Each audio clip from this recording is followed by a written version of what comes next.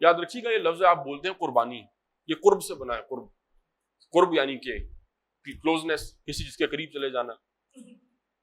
جب انسان اپنی کسی منزل کا تعین کر لیتا ہے کہ یہ میرا ٹارگٹ ہے، اب اس کے راستے میں ہرڈلز آئیں گی، تکلیفیں آئیں گی، تو ہر تکلیف جو انسان پار کرتا چلا جاتا ہے وہ گویا کہ قربانی دے رہا ہے، اپنی منزل کے قریب تر قریب ہوتا چلا جا رہا ہے۔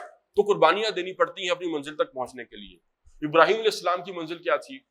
اللہ تعالیٰ کی ذات، وہ اللہ تعالیٰ کے ولی تھے، اللہ تعالیٰ کے نبی تھے، اللہ تعالیٰ کے محبوب تھے اور محب تھے، اللہ سے محبت کرتے تھے، اللہ ان سے محبت کرتا تھا، انہوں نے اللہ تک پہنچنا تھا۔ تو اللہ تعالیٰ نے جس حد تک کسی انسان کو آزمایا جا سکتا ہے، اللہ نے اس حد تک ان کو آزمایا کہ کہیں پر ماتھے پر بل آ جائے، کہیں پر زبان سے اف نکل آئے، کہیں پر خیالی دل کے اندر آ جائے کہ اللہ میرے ساتھ کیا کر رہا ہے۔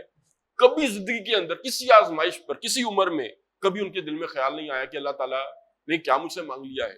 واپس نہیں پھیرا کبھی فرما جنوں کا، اور تنہا نہیں لوٹی کبھی آواز جرس کی، خیریت جاں راحت تن صحت داما، سب بھول گئی مصلحت اہل ہوس کی۔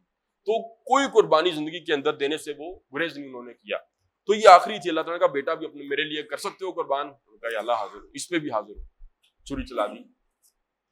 وَفَدَيْنَاهُ بِذِبْحٍ عَظِيمٍ، اور ہم نے پھر ایک بہت بڑی قربانی جو ہے وہ بیٹے کی جگہ لا کر رکھ دی، یعنی کہ وہ چھری چلی لیکن وہ اس مینڈے کے اوپر چلی۔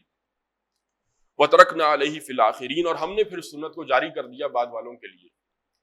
سلام علی ابراہیم، ابراہیم پر سلیوٹ ہو۔ قرآن مجید میں ابراہیم علیہ السلام اللہ کے ان رسولوں میں سے ہیں، انبیاء میں سے ہیں جن کو اللہ تعالیٰ نے واقعتاً یہ واقعہ بیان کرنے کے بعد سلیوٹ پیش کیا کہ سلام علی ابراہیم، ابراہیم سلیوٹ ہے تمہیں، کہ ایک انسان اس حد تک چلا گیا اللہ تعالیٰ کی محبت میں